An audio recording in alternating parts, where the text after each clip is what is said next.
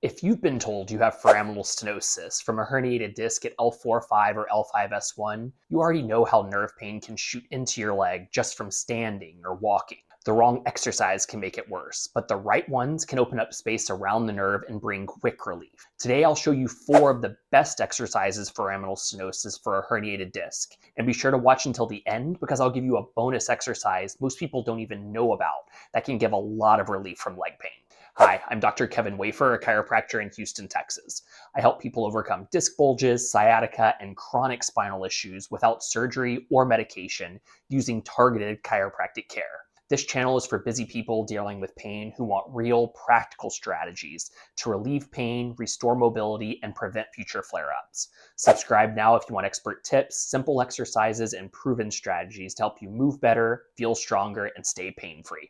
Let's start with the single knee to chest stretch. We're beginning with this one because it's a gentle, simple, and often gives immediate relief from people with foraminal stenosis caused by a herniated disc in the lumbar spine.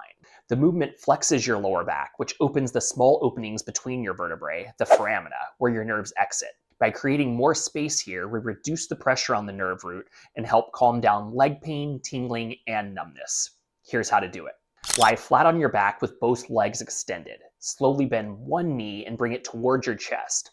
Hold the back of your thigh or just below the knee, but avoid pulling directly on the kneecap. Gently pull the knee closer until you feel a light stretch in the lower back and buttock. Hold this position for 20 to 30 seconds, then slowly release and switch to the other leg. Perform 2 to 3 reps in each side. You can do this once or twice a day, and it's safe to perform daily as long as it doesn't increase your symptoms. Most people notice relief right away, but over time you should expect decreased leg pain when standing or walking and better overall mobility in the lower back. If this exercise or any of the exercises I show you today increase your leg pain, then stop doing the exercise and move on to the next one. Now, this first stretch opens up the nerve space while laying down, but in many cases you also need a position that gives relief when you're upright. That's exactly what the next exercise is designed to do, and it's something you can do anywhere during your day. The next exercise is the supported seated forward bend. We're using this one because it can give immediate relief for many people with foraminal stenosis caused by a herniated disc, especially at L4-5 or L5-S1. In foraminal stenosis, the opening where the nerve exits the spine, known as the foramen, becomes narrowed. This can cause irritation or compression of that nerve root, often leading to leg pain, tingling, or numbness. When you lean forward in this supported position, the lower spine flexes just enough to widen the opening and take pressure off of the nerve. Here's how to do it. Sit in a sturdy chair with your feet flat on the floor and your knees bent at about 90 degrees. Slowly lean forward, resting your elbows on your thighs or your hands just above your knees for support. Keep your back and neck relaxed and let gravity help you move into this position. Hold the position for 20 to 30 seconds, then return to upright slowly and repeat 3 to 5 times. You can do this exercise once or twice a day or any time during the day when you feel nerve symptoms starting to build up when you're standing or walking.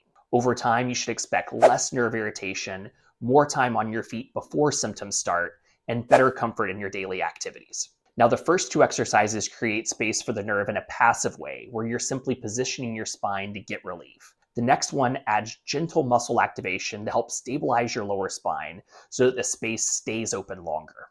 The third exercise is the posterior pelvic tilt. We're using this exercise because it not only opens the nerve space in the lower back, but also activates the muscles that help you maintain that space as you move throughout your day. Flattening the curve in your lower back creates more room for the nerve and takes pressure off of the irritated areas.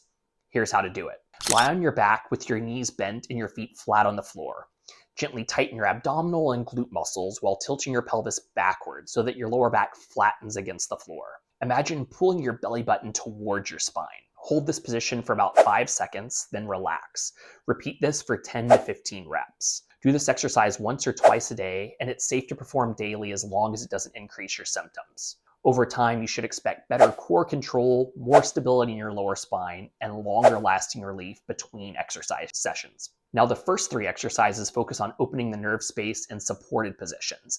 The next one adds gentle movement through your spine to improve flexibility while still protecting that nerve. The 4th exercise is the cat stretch with a focus on the flexion phase. This movement is great for adding gentle mobility through your spine while still creating more space for the nerves.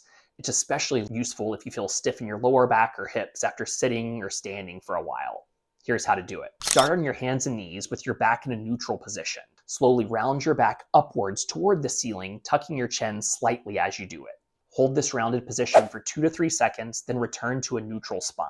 Repeat this movement 10 to 15 times, moving slowly and with control. You can do this exercise once or twice a day, or anytime you need to loosen up your back and take pressure off of those nerves. Over time, it can help improve flexibility, reduce stiffness, and make it easier to find comfortable positions during the day. We've now covered 4 key exercises to open up space and relieve pressure in your lower back. Next, I'll show you a bonus move you can do standing that targets the nerve from a different angle, and it can give a surprising amount of relief from leg pain. The bonus exercise is the standing lateral bend, done away from the side of your leg pain. It's different from the other exercises because instead of bending forward, you're bending to the side, opening up that nerve space on the affected side. This can be especially helpful if your pain is more on one side and runs down the back or the side of your leg. Here's how to do it. Stand next to a wall so the wall is on the side that you're bending toward. Keep your feet about shoulder width apart and your knees slightly bent. Place your hand or forearm on the wall for support. This will help with balance and help control the movement. If your pain is on the right leg, gently bend the upper body to the left. If your pain is on the left leg, bend to the right. Keep your shoulders level and avoid twisting your torso. Move slowly into the bend and hold for 5 to 10 seconds, then return to upright and repeat 5 to 10 times. You can do this every day or whenever you need to quickly relieve nerve pressure while standing. Many people find this movement, especially with the wall for stability, gives them extra time walking before symptoms start. It's a safe and effective tool to manage flare-ups during your daily activities. You now have a nice 5 exercise routine for relieving pain and improving mobility when you're dealing with foraminal stenosis from a herniated disc. You may notice this will help with nerve irritation, improve walking tolerance, and make it easier to get through your daily activities with less discomfort. I'd love to know which exercise gave you the most relief. Was it the single knee to chest or the standing lateral bend? Tell me in the comments below. If you got value from this video, like and share it so more people can find safe and effective ways to get relief.